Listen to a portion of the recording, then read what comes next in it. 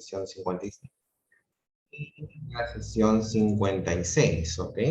Voy anotando a los que van apagando su cámara progresivamente.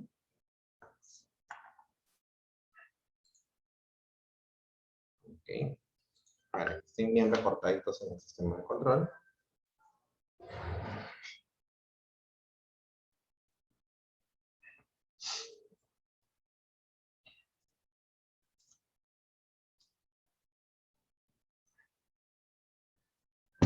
Entonces, lo que vamos a ver a continuación es sobre el ciclo de oro español, ¿ok?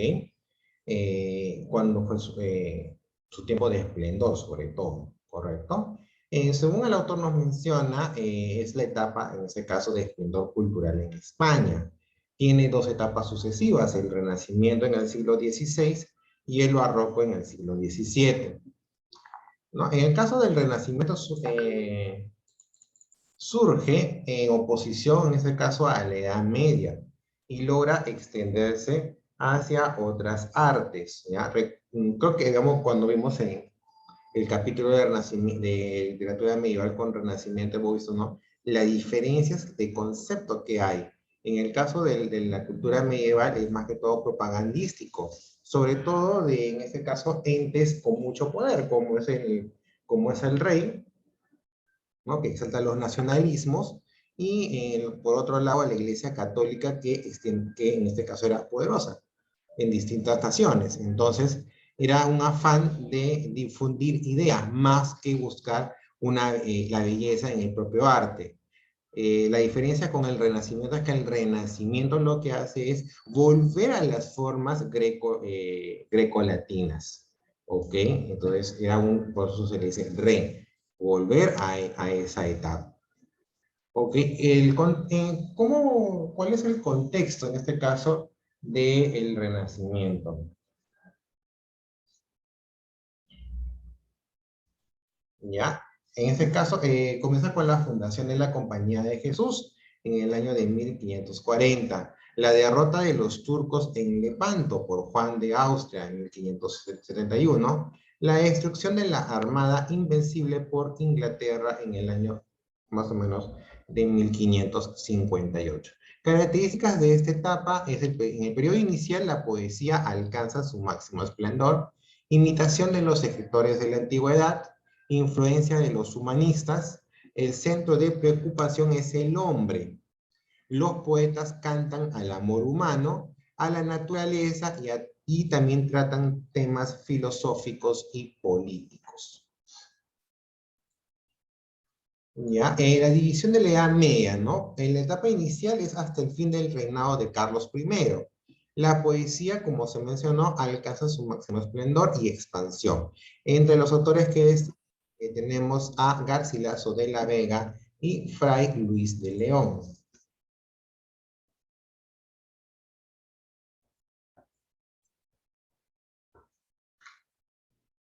En el periodo de apogeo, en este caso se extiende entre los reinados de Felipe II y Felipe III.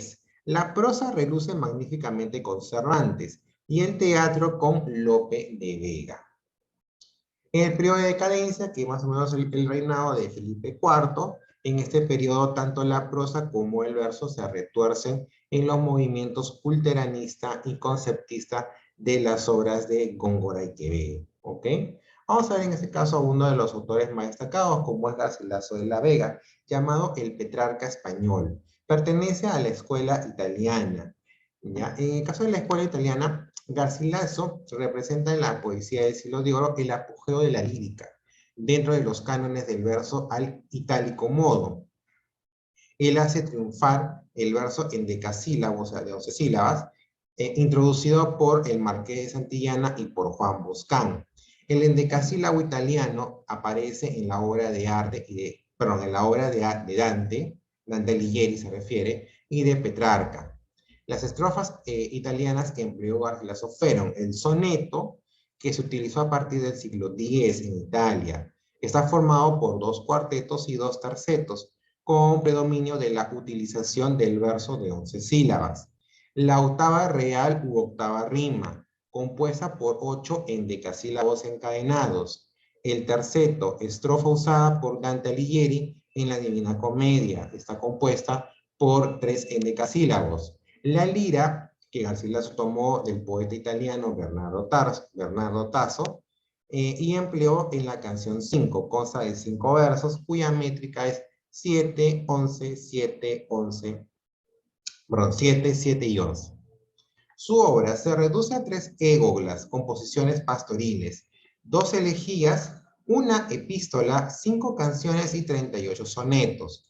Temas recurrentes en Garcilaso, por ejemplo, el amor, ¿no? Como poeta renacentista, Garcilaso concibe el amor, que el amor es un sentimiento que constituye a la armonía del universo, razón por la cual el amor no correspondido equivale al caos en el mundo de la naturaleza. Carpe diem, aprovecha el día. Este tópico es tomado de la obra del poeta latino Horacio, como expresión del pensamiento renacentista. La poesía de Garcilaso evidencia que el goce de la juventud y de la belleza corporal es esencial. El tiempo, pues, destruye el esplendor de la juventud y la belleza. Beatus Ille alude a la vida pasible del pastor. El ser humano, cansado del trajín de la vida cotidiana, anhelaba la vida sosegada, en armonía con la naturaleza. El locus amoenus, este tópico, evidencia que el armónico paisaje está lleno de sobriedad y moderación. Se desecha lo feo y se pone en relieve la atmósfera bucólica relativa al campo y los pastores. O sea, en este caso la vida tranquila se refiere. ¿Okay? Vamos a ver algunas égolas, en este caso fragmentos de Garcilaso, ¿no? Por ejemplo, égola 1, ¿no? Dice, el dulce lamentar de 2 pastores, salicio juntamente y nemoroso, he de contar sus quejas imitando, cuyas ovejas al cantar sabroso estaban muy atentas, los amores de pacer olvidadas escuchando. ¿No? Vamos con salicio. Oh, más dura que mármol a mis quejas, y al encendido fuego en que me quemo, más helada que nieve. Galatea, estoy muriendo, y aún la vida temo. Témola con razón, pero tú me dejas, que no hay sin ti el vivir para que sea. Vergüenza que me vea ninguno en tal estado, de ti desamparado, y de mí mismo yo me corro agora. De un alma te desdeña ser señora, donde siempre moraste, no pudiendo de ella salir un hora. Salid sin duelo, lágrimas, corriendo. En el caso de Nemoroso, ¿no? Do están agora aquellos claros ojos que llevaban tras sí como colgada. Mi ánima doquier que ellos se volvían. Do está la blanca mano cálida, o la mano delicada, llena de vencimientos y despojos, que de mí mis sentidos le ofrecían. Los cabellos que vían con gran desprecio al oro, como a menor tesoro. ¿A dónde están? ¿A dónde el blando pecho? Do, la columna que el dorado techo con presunción graciosa sostenía. ¿A qué apuesto? Todo agora ya se encierra, por desventura mía, en la fría, desierta y dura tierra. ¿No? Las égolas, en ese caso, pertenecen al género lírico. Tipo de estrofa, la égola 1 escrita en estancias, la égola 2 en silvas y la égola 3 en octavas reales. El tema, en el caso de la égola 1, es una composición lírica culta de tema bucólica, en la que dialogan o intervienen pastores idealizados que encuentran generalmente a conocidos cortesanos o al propio autor. Garcilaso escribe en la última etapa de su vida 3 égoglas, cuya numeración no coincide con el orden de la composición. Égogla 1, en la que 2 pastores, Salicio y Nemoroso, ¿no? Lo que hemos podido escuchar, emiten sus lamentos amorosos, ¿no? Lo que hemos podido leer. Égola 2, en la que participan 4 pastores, Salicio, Nemoroso, Albano y Camila, que hablan sobre la vida bucólica. Y la égola 3, estéticamente más compleja y mejor lograda, en la que en un locus amoenus manifestado por Alcino y Tirreno, mientras a orillas del Tajo discuten 4 ninfas. La motivación de las éolas, ¿no? Son 2 episodios sentimentales de la vida del poeta. Uno de ellos, el casamiento de su amada Isabel Freire con don Antonio Fonseca. Lamento, lo podemos ver en el lamento de Salicio. El otro episodio es la muerte de Isabel al dar a luz a su tercer hijo, ¿no? Lo vemos en el lamento de Demoroso. La Ébola 1 comienza con una presentación del tema que abarca una estrofa, luego una dedicatoria a su amigo y protector don Pedro de Toledo, marqués de Villafranca. A partir de la cuarta estrofa se presenta Salicio, cuyo monólogo se inicia en la quinta, y la misma distribución corresponde a Nemoros. ¿Ok? En este caso hemos visto uno de los principales autores, en este caso Garcilaso. ¿Okay? De alguna manera, Garcilaso lo que trae en esta etapa es justamente una versión estilizada ya en este caso de la escuela italiana. Por eso que en este caso su producción tiene en este caso la aceptación en este caso de los lectores de su momento, ¿ok? Entonces, ya influido en este caso por la obra de Dante, la obra de Petrarca, ¿ok? Y como le digo, o sea, en este caso los temas son diversos, ¿no? O sea, tal como se menciona en ese caso, se menciona dentro de las características del Renacimiento, ya los temas ya no son ya no son temas religiosos, sino son temas más ya mundanos, propios del hombre, de los sentimientos del hombre, ¿no? El amor, por ejemplo, es un tema universal que hasta ahora, de alguna manera, nos sigue todavía complejizando, ¿no? Porque en ese tiempo, pues, ¿no? Se trataba de descubrir qué era el amor y para qué nos podía traer de beneficio el amor, ¿no?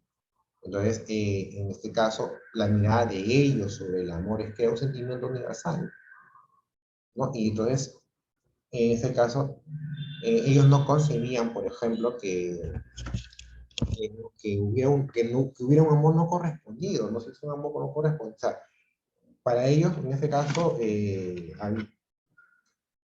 de alguna manera se pegaban al destino, ¿no? Era como que tú conoces a alguien y en ese caso te apegas a el apego, ahí está, esa es la palabra, perdón, esa es la palabra fundamental, apego. Entonces ellos sostenían que el amor era único, especial, ¿no? Eterno, y que en ese caso, que si hubiera un amor no correspondido, pues simplemente era una desdicha, era un caos, ¿ok? Ya no, o sea, claro, no lo veamos, como digo, no lo veamos con ojos de ahora, veámoslo con ojos de ese tiempo, ¿ok? Recuerden en este caso que el tiempo, o sea, como les decía a los muchachos de CPR1, el tiempo de vida en estos tiempos de la historia eran mínimos. Un ser humano tenía una esperanza de vida de 40 años, para que vean en este caso lo poco. O sea, entonces, por ahí, esa es una opinión, es una visión, no compartida, ¿no? Pero para mí, por ejemplo, tal vez eso esté asociado al concepto del amor eterno, ¿no? Que al final, o sea, dura poco, porque el tiempo de vida era poco también en esa época. Entonces, y el amor siempre ha sido un tema transversal en todas las épocas de la historia. Tratado de ser comprendido, ¿no? Y en esa época, pues, en ese caso, con más razón, o sea, ya pasa hace un tiempo en donde, en ese caso, la literatura medieval prácticamente no habla del hombre, es un accesorio, lo principal era Dios, el culto a un Dios, pero no hablaba del hombre. Luego, en este caso, o en todo caso, si hablaban, lo usaban como arquetipos de valentía y nacionalismo, como fue, por ejemplo, el caso de Ruy Díaz de Vivar, en sí, ¿no? Pero después no había una exploración interna, y eso cambia con el Renacimiento. El Renacimiento trae a colación, y en ese caso lo que de alguna manera intenta es analizar el interior. ¿Qué es lo que está? ¿Qué es lo que mueve al hombre de ese tiempo? Y una de esos sentimientos que mueve al hombre es el amor, justamente. ¿Ok? Entonces, el concepto de ellos sobre el amor, en este caso, es un concepto... a ver, yo les pediría, por favor, yo les pediría, por favor, que presten atención a lo que estoy hablando y lo que estoy explicando. Y no estén haciendo tareas de otros cursos o de mi curso. Después, cuando yo reviso las tareas de mi curso, me doy cuenta por qué salen mal. Entonces,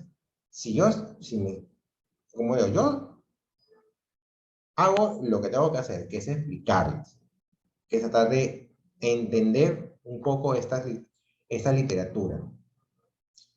Pero si en este caso, tú no escuchas, pues, o estás haciendo otra cosa, yo ya no puedo hacer nada. Ojo, le digo.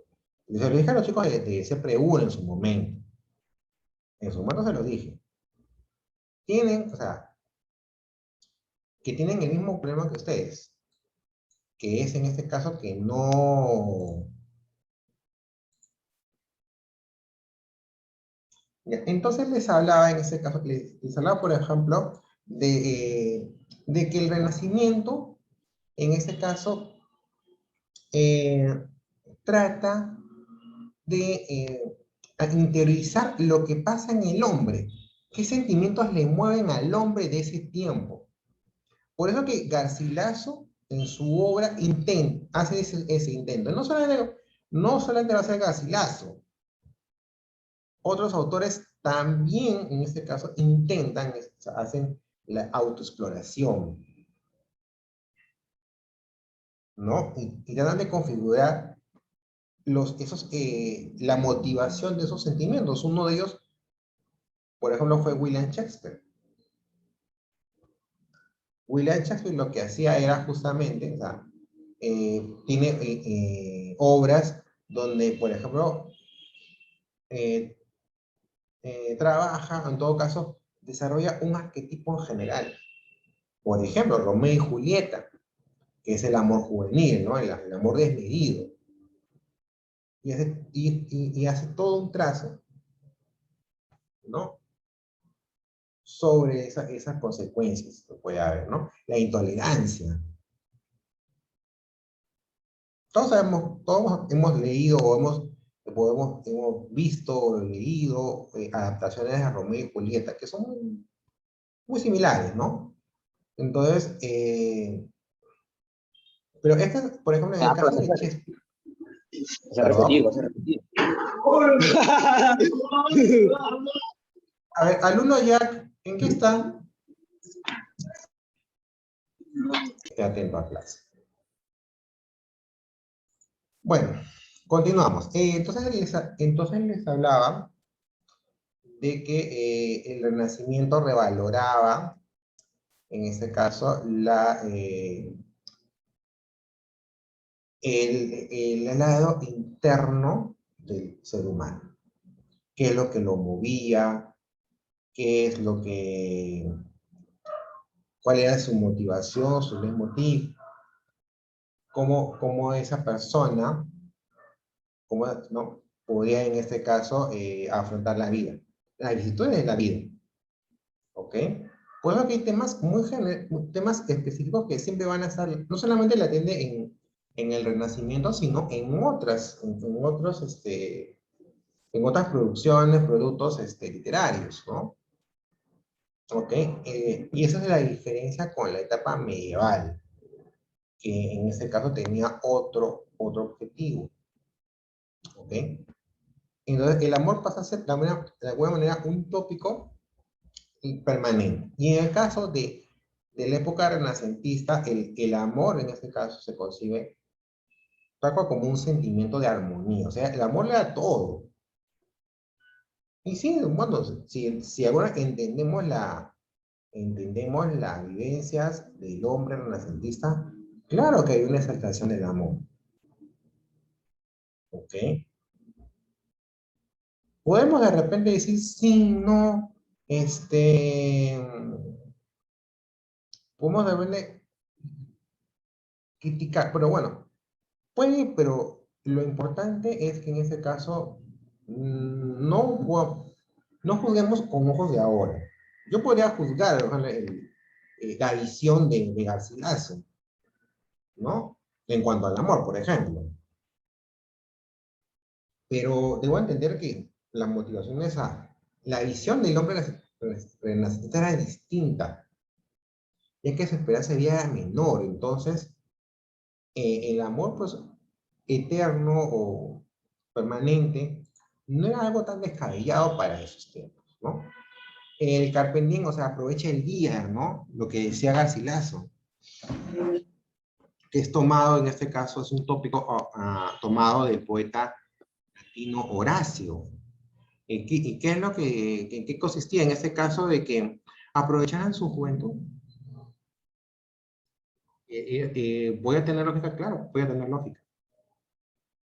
Claro que voy a tener lógica. Porque, recuerden, o sea, la esperanza de vida era corta. Entonces, tenían que gozar de lo bueno que podían tener, que era muy breve, ¿no? Como ahora, la juventud es corta en realidad. O sea, nuestro apogeo físico, ¿no? Es corto, son de los 20 hasta los 40. Y de los 40 ya, de alguna manera, empieza la etapa de la adultez. Igual, ¿no? Entonces, aquí, por ejemplo, en este caso, se saltaba la juventud y la belleza corporal, ¿no? Parece esencial, ¿no? Y el tiempo, ¿no? En este caso, adicionalmente, ¿no? Hablaban de que era algo corto que debía aprovecharse, ya que en ese caso el tiempo destruye el esplendor ¿no? de la juventud. Y la belleza, claro, eso ya es obviamente, ¿no? Eso sí, sea por, es un suceso que se da, ¿no? El Beatus Ile, ¿no? Que es la vida apacible del pastor. ¿Y por qué el pastor en este caso era un concepto o un protagonista de las células en ese tiempo? Porque de alguna manera era la actividad más frecuente del tiempo, de ese momento. O sea, muchas personas se dedicaban al campo. Es como ahora, por ejemplo, los burócratas, ¿no? O sea, que cuántas personas se dedican a un trabajo dependiente. Son muchos. Entonces, el burócrata de este tiempo es como el campesino de ese tiempo. Obviamente, salvando sus diferencias, porque el burócrata actual, por ejemplo, está más bien preso dentro de un ambiente estresante. En cambio, el campesino de ese tiempo no. Su vida era pasible, su vida era tranquila. Claro que tenía sus actividades, pero terminaba el día y descansaba o se dedicaba a su casa. Y todavía, para rematar, estaba dentro de un contexto de la naturaleza que te daba paz. Bueno, los que han podido ir al campo, por ejemplo, ¿no? Pueden ver el bosque inmenso, y cuando te quedas ahí y sientes la brisa, y todo es simplemente es un proceso de relajo. cosa que el burócrata pues no tiene. Sale de casa, se topa con el tráfico, llega al trabajo, la presión del trabajo, la salida, otra vez el tráfico de casa, problemas de casa, en qué momento tiene paz, ¿no? Hay mucha diferencia, pero en ese tiempo, pues en ese caso, el pastor, de alguna manera, representaba, o sea, representaba esa vida tranquila, sosegada, que aspiraba en ese caso el hombre de ese tiempo. No aspiraba más. Pues Garcilaso usa ese tópico para poder, para expresar esa figura, ¿no? De la vida tranquila.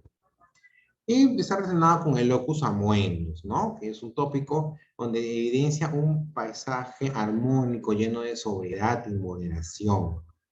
Donde pues sí hay de alguna manera, un rechazo a lo feo, ¿no? Yo creo que sí, era más evidente el rechazo a lo poco estético, ¿no? Pero porque la visión del hombre era más que todo buscaba la belleza en el orden en el orden del universo. Era más que todo por ello, ¿no? Entonces estaba lo que no era agradable. En ese caso, o sea, el loco amoenus tiene una relación con el Beatus Ile porque es el contexto, ¿no? Es donde el contexto se expande, ¿no? El paisaje, que en ese tiempo, pues, era, como les digo, también muy normal, ¿no? Si en este caso muchas personas se dedicaban a la vida pasada, pues estos ambientes naturales estaban de alguna manera dentro de esa normalidad, ¿ok? ¿No? Aunque en este caso podemos destacar de alguna manera que la producción de García, o sea, a pesar de ser corta, porque no es tampoco muy prolífica, pero se centraliza en estos tópicos y eh, expresa los sentimientos del hombre de su tiempo, personalizados en él, ¿no? Porque obviamente él también, en su obra, expresa ciertas circunstancias de su vida, ¿no? Como por ejemplo en sus ébolas, sobre todo en la 1, ¿no? En la primera, ¿no? Donde en este caso eh, donde el lamento de Salicio, por ejemplo, es un lamento más bien por el casamiento de su amada, ¿no? Recuerden que en este caso el amor era predestinado, ¿no? O sea, te gustaba alguien y era esa y solamente esa. Era se puede decir, la musa que te dio la vida, ¿no? Que Dios te da. Entonces, en ese caso era común, pues, o sea, obviamente que hubieran amores no correspondidos pues, en base a ello, en la obra de los autores se puedan expresar lamentos de amores no correspondidos, como es en el caso de él por ejemplo, con Isabel Freire. Ahora no, pues ahora actualmente, bueno, si alguien te rechaza, ya habrán otras, ¿no? Pero en ese tiempo, pues, en ese caso, era la única, la musa. No tenemos que entender al hombre de la época también, con su propia motivación, ¿no es cierto? También en otras células, por ejemplo, hay dedicatorias a su amigo, ¿no? Y en este caso también a paisajes, a lugares donde él pudo recurrir, ¿ok? Entonces, esa es la primera parte sobre, en este caso, el siglo de oro español. Va a haber una segunda parte en la siguiente sesión, donde vamos a hablar de otro movimiento dentro de este siglo de oro, ya que es importante siempre dar una revisión para ver, en este caso, su división y sobre todo sus autores principales. Listo. En unos 5 minutos volvemos nuevamente para la siguiente sesión. Nos vemos.